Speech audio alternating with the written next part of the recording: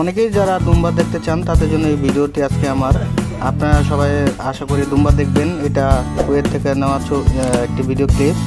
আশা করি আপনারা দেখবেন। আমিও আজকে প্রথম দেখলাম দুম্বা, যেহেতু সবসময় নাম শুনেছি কিন্তু কোনোদিন দেখা হয়নি। তো আশা করি আজকে আপনারা সবাই দেখবেন। দুম্বার একটি মজার ব্যাপার হলো ও অনেক জিদি। ওকে যদি সামনে থেকে কেউ ধাক্কা দেয় ও যেতে চায় না, ওর দু পা ধরেই ট্রেনের হেসড়ে নিতে হয়। এভাবেই সবাই নিয়ে যায়। এটা খুব একটা দারুণ ব্যাপার, হ্যাঁ, মজার ব্যাপার।